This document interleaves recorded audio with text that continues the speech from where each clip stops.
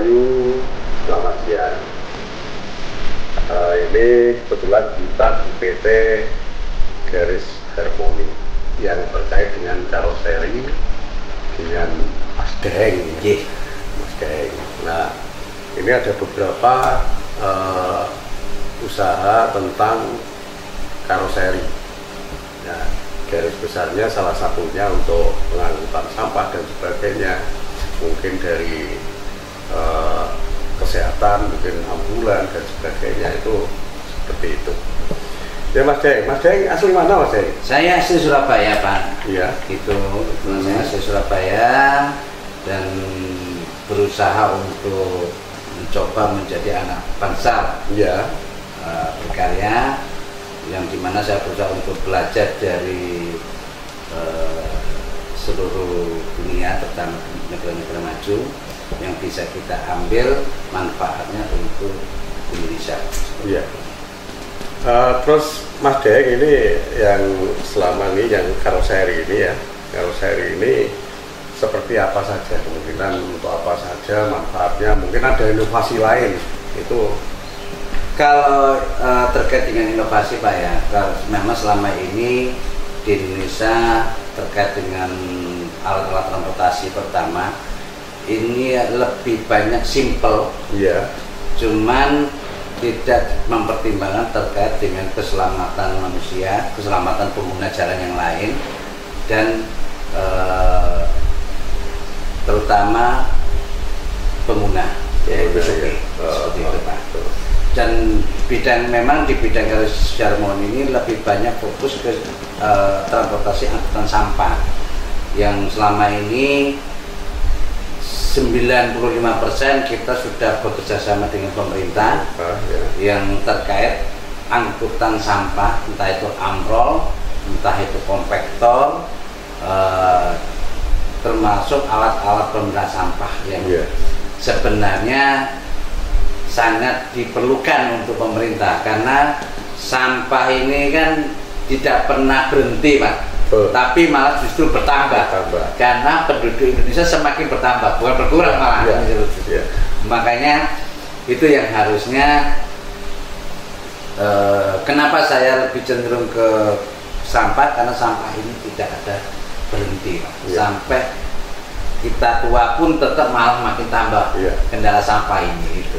Ya ini Mas Deng, jadi selama ini ya di daerah manapun sampah itu merupakan kasus yang harus dipecahkan ya, karena dari lebih-lebih kalau musim penghujan itu ada sampai 5 kilo itu kena efek bau ya. Nah ini otomatis di kesehatan juga mengalami kasus juga, belum pembakarannya.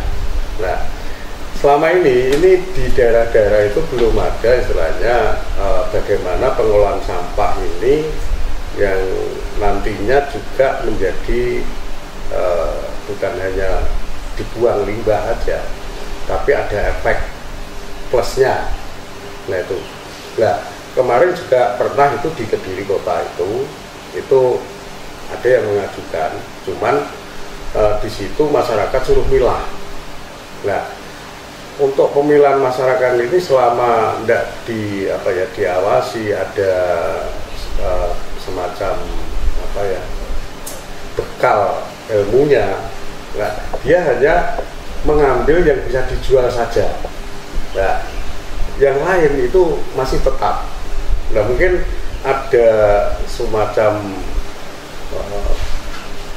alat enggak kira-kira untuk itu. Memang gini Pak, kalau kita bicara masalah sampah, memang harus pertama itu adalah generasi muda Pak. Ya, terkait bergulung lah gitu Pak ya. Karena memang selama ini taman kanak-kanak ataupun playgroup di pemerintah tidak ada kurikulum terkait edukasi tentang sampah, mana sampah yang bermanfaat, mana yang sampah yang Bapak katakan tadi yang nggak ada manfaatnya kita buang, yang justru itu yang tidak bisa diolah dengan tanah. Iya. Itu yang akan berdampak besar buat generasi kita berikutnya. Seperti itu. Makanya sebenarnya kembali lagi kepada kesadaran diri kita masing-masing Pak. Kalau kita bicara sampah, memang harus ada diawali dengan adanya edukasi generasi muda, termasuk anak-anak kecil seperti itu. Itu yang pertama. Yang kedua, terkait masalah alat.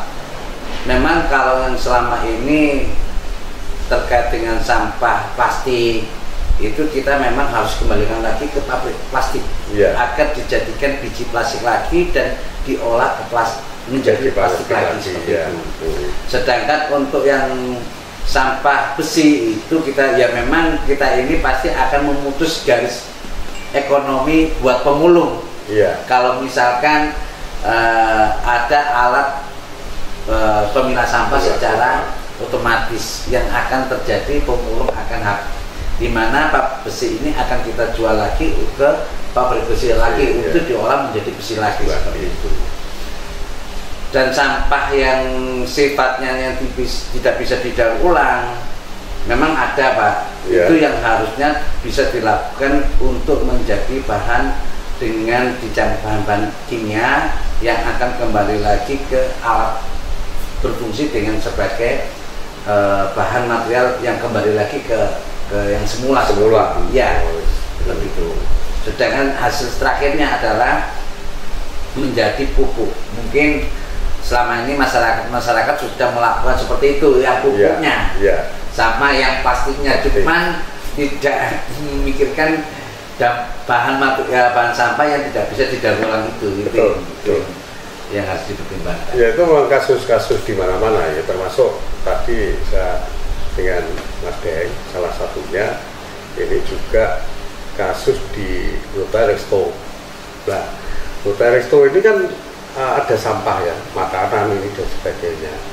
Nah, mungkin juga ada semacam pengolahan di situ yang kaitannya kemungkinan minyak, ada minyaknya, kandungannya kan ada beberapa. Ini mungkin kalau itu bisa didaur ulang lagi, nah minimal mengurangi polusi lah itu seperti memang apa? Kebetulan saya pernah belajar 4 hari ya, kebetulan di negara yang mau belajar Pak, kebetulan memang ada, dia sudah membuat semacam sampah dapur dan sampah umum, di mana sampah umum ini lari ke landfill yang mungkin selama ini kita pernah punya, yang sudah ada di Indonesia, sampah landfill ya, TPA lah kalau bahasanya di Indonesia seperti itu.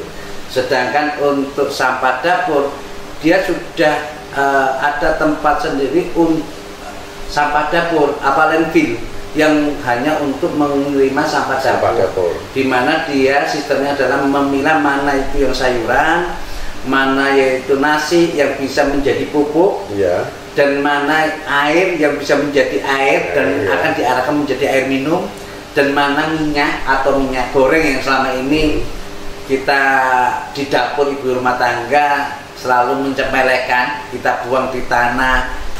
Padahal itu sebenarnya minyak dapur ini adalah limbah yang tidak kelihatan, tapi sebenarnya kelihatan, tapi kita merasa tidak kelihatan Pak, seperti itu. Dan itu bisa kembali lagi ke minyak goreng lagi, kita daur ulang lagi untuk menjadi minyak goreng lagi dan kita jual lagi seperti itu Pak. Jadi memang disinilah memang harus banyak Indonesia ini kurang, kalau saya katakan bagaimana caranya untuk melakukan penerapan seperti itu. Itu yang memang harus dilakukan gitu. Ya, jadi kita itu kenapa bicara sampah ya? Sampah itu bahasa tanda kutip itu orang semuanya jijik kan itu ya. Nah, tapi kan bisa manfaat sebenarnya ya. Kalau dipilah itu jadi manfaat. Nah, bagaimana tanggapan selama ini Mas Daeng kaitan dengan mungkin sudah pernah belum masuk ke pemerintah yang terkait dengan sampah, terus tanggapannya seperti apa pemerintah? Memang gini Pak, kita di setiap ke daerah-daerah itu kan berbeda-beda Pak ya. kebetulan kayak saya keliling kota Surabaya, di mana pemerintah Surabaya itu sampah mau diarahkan ke energi, yang dimana kalau kita bicara sampah larinya ke energi atau listrik, itu dia akan membutuhkan konsumsi sampah yang paling banyak. Padahal kebijakan pemerintah, kebijakan dunia itu kalau bisa zero, nah, zero waste, dalam arti bagaimana cara di TPA itu nol. Sedangkan di daerah-daerah yang dimana jumlah sampahnya kecil, itu dia tidak mengarah ke sana, tapi mengarah bagaimana dilakukan pengolahan, pemisahan seperti itu, Pak. Karena ya memang di setiap daerah beda-beda kebijakan, gitu loh, Pak. Itu yang terutama kalau kita bicara Jakarta ini, Jakarta ini sampah sudah seperti gunung. Mau diarahkan energi di awal belum sempat untuk membuat, ya memang sudah mau diarahkan di sana seperti itu, Pak. Gitu. Makanya solusi memang ya kita kembalikan lagi ke generasi ke depan. Ya satu, generasi muda ini minimal sudah ada kurikulum pendidikan terkait sampah.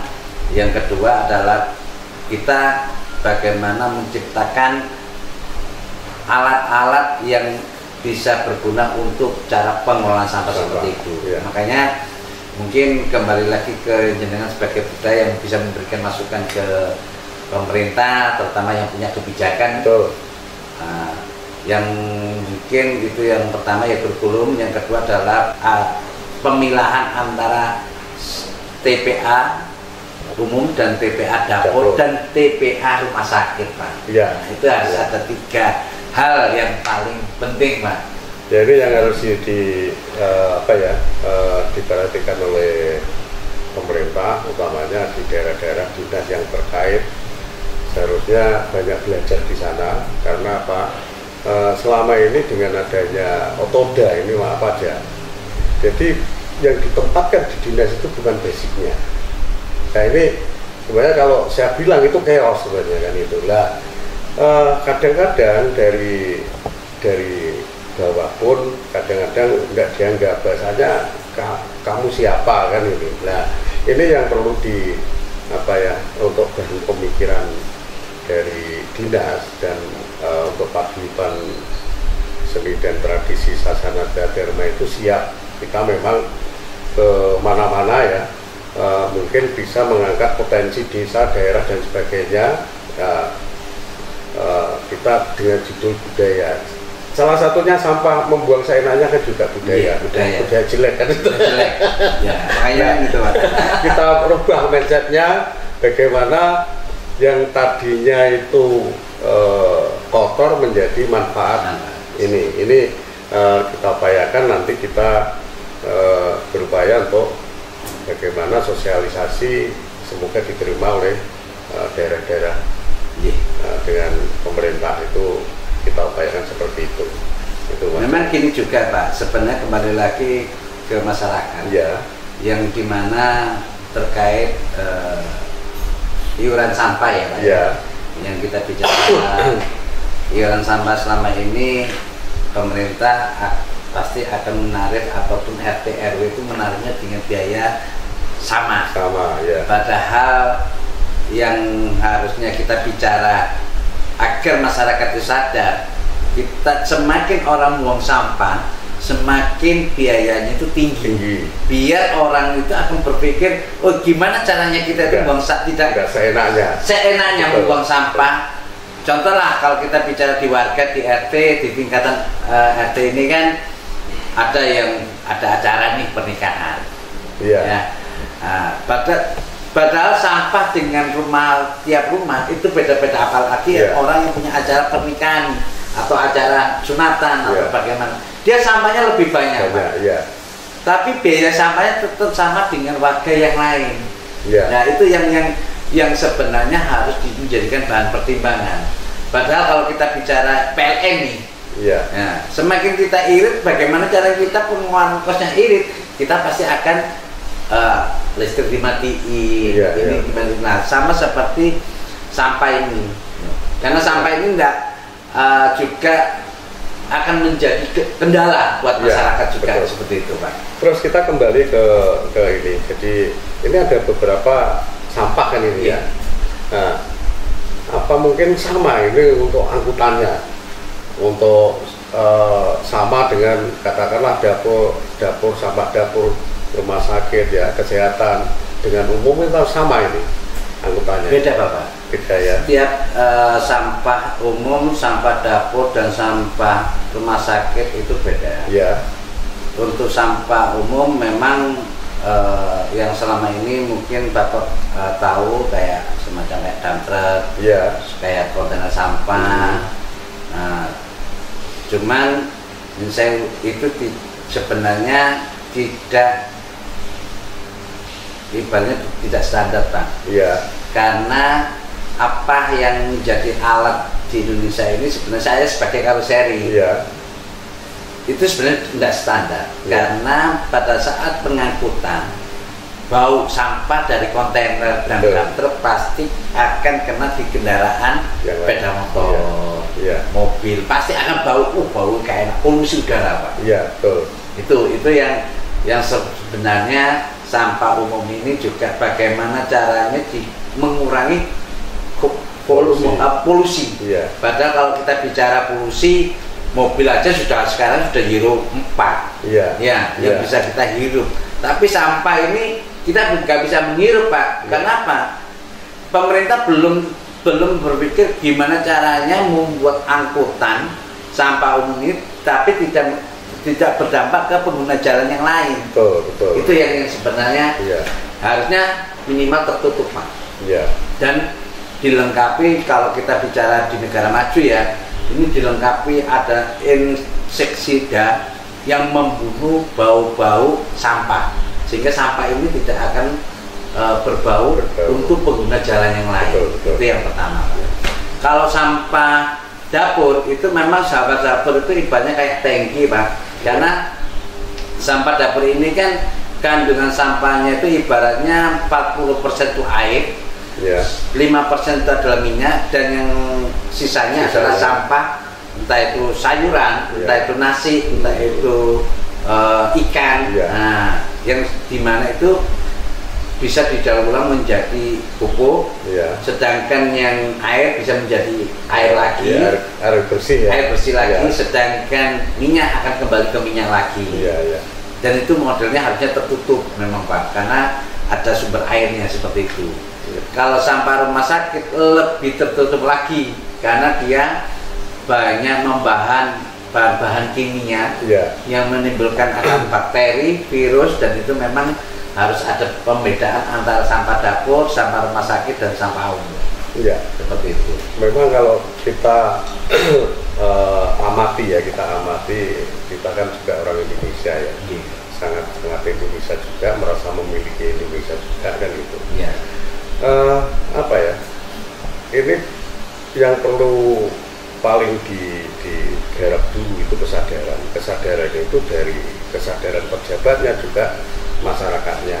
Ya. Ini sangat kompleks karena contoh kecil aja orang Indonesia itu suka miskin ya. Mestinya tidak punya jatah BLT, itu pun juga minta jatah. Ini kan seneng miskin kan. Iya. Nah, ini perlu kesadaran itu jangan kompleks. Ini memang kita awali dari kita sendiri dulu ya, kita sendiri, bukan kita sok enggak, tapi bagaimana nanti efek di lingkungan kita minimal itu sudah ada perubahan yang luar biasa. Itu Mas Deng. Mungkin ada lagi inovasi Mas Deng terkait dengan. Sementara itu dulu Pak, nanti akan saya coba lengkapi untuk ya mencari pengetahuan dari luar bagaimana caranya kita bisa mendapatkan solusi untuk terkait masalah sampah seperti ini. Ya. Mungkin ada impian Mas Deng terkait dengan sampah ini untuk pemerintah. Sebenarnya impian ada Pak. Iya. Cuman kembali lagi dari yang punya kebijakan seperti itu Pak. Dalam arti memang kita berharap sampah di Indonesia ini teratasi dengan kos yang lebih murah, yang kos yang lebih kecil, yang selama ini mungkin kalau kita melihat, saya selama ini berhubungan dengan pemerintah itu antara kos yang dia keluarkan dengan hasil yang didapat itu lebih banyak pengeluaran adalah kos yang dia lakukan, Pak. Jadi hasil yang didapat seperti itu. Ini saya potong dulu. Ini baru kita truk ya, truk itu tidak akan jalan bila mana tidak ada bahan bakar. Nah, dulu ada solar biasa, sekarang ada dek. Nah, cerita volume yang diangkut itu sama, tapi kosnya tambah. Mungkin ada inovasi lagi, Mas Daeng, kemungkinan tidak pakai bahan bakar bahasanya. Memang gini, Pak, sejak tahun 2002 pemerintah Pak Jokowi sempat sudah mengharapkan adanya elektrik, yang sementara ini harganya lebih mahal, Pak. Memang Pak Jokowi ini sudah membuat terkait nikel yang tidak boleh diekspor, karena dia bisa membuat baterai sendiri. Karena memang Indonesia ini produsen nikel nomor 1 di dunia. Cuman makanya alhamdulillah Pak Jokowi ini memberikan kebijakan terkait nikel ini tidak boleh diekspor, sehingga itu ya hasil manfaat buat masyarakat Indonesia. Kita gak kesulitan terkait baterai atau aki, karena aki ini sebenarnya bahan material pokoknya ada di Indonesia. Itu yang pertama. Memang terkait angkutan ini, apalagi bahan bakar sudah semakin menipis, solusinya adalah listrik, Pak. Yang selama ini kita saya dari kecil ini angkutan sampah warga ke TPS itu pakai gerobak ya, Pak. Ibaratnya kalau kita bicara itu tidak kita itu tidak memanusiakan, Pak. Padahal kita ini sudah ada teknologi. Kita ini sudah semakin maju. Yang dulu kita nggak tahu HP, sekarang sudah ada HP, Pak. Sedangkan tukang sampah yang di kampung zaman saya masih kecil gerobak, sampai sekarang gerobak tetap, Pak. Nah, itu yang harusnya kita mindset itu harus kita rubah, Pak. Mungkin bisa pakai tenaga listrik atau tapi tetap harus ada dukungan, Pak, dari masyarakat, terutama rumah tangga masing-masing, di mana selama ini teman-teman rumah tangga ini kan sampah harus pakai tong atau pakai semacam semen dibangun itu sebenarnya nggak layak, Pak. Nggak layaknya karena apa? Karena selama ini teman-teman kalau pakai gerobak pasti akan ngambil sampah itu 3 hari atau 4 hari baru diambil. Padahal di situ akan menimbulkan penyakit, bakteri, virus yang gitu, Pak. Yang harusnya sampah ini tempat sampahnya harus tertutup, di mana bisa air hujan tidak masuk, udara tidak bisa keluar. Nah, itu yang harusnya sekarang mindset masyarakat itu harus dirubah, Pak. Jadi memang gini, jadi begitu belum begitu dipikirkan istilahnya sampah. Impian-impian yang kesana, contoh ini aja di Kediri Kabupaten, di daerah lain, ini akhirnya sampah itu dicarikan lahan lebih lagi karena tidak muat. Nah, coba kalau kita garap seperti itu kan lahannya tidak bertambah lagi karena diolahkan gitu ya. Nah, itu sementara ini belum mengarah ke sana. Ini yang saya amati dari berbagai daerah. Nah, ini kita nanti mencoba bagaimana kita sosialisasi dengan daerah itu, biar daerah itu yang terkait itu nanti sosialisasi dengan masyarakat. Nah, itu salah satunya di situ. Mungkin ada lagi? Tidak ada, Pak. Terima kasih, Pak. Jadi ini Mas Daeng, jadi upaya kita bahwa paguyuban ini memang selalu mencari link-link dari berbagai ahli untuk minimal lingkungan lah, lingkungan utamanya nanti secara nasional, yaitu bisa meningkat efek-efeknya yang yang luar biasa. Memang merubah mindset, pola pikir itu enggak segampang itu. Ya, sementara itu dulu Mas Daeng ya. Jadi ini pemirsa, kita telah bincang-bincang dengan Mas Daeng ini yang punya karoseri ya, dan inovasinya untuk angkutan berbagai, termasuk di mungkin kesehatan ya, perusahaan, termasuk LH utamanya. Ini yang harus kita pikirkan dari PT Garis Harmoni ini yang ada di Surabaya ini alhamdulillah kita nanti bisa sharing untuk manfaat bagi Indonesia. Mungkin bisa ketemu lagi di lain kesempatan. Rahayu.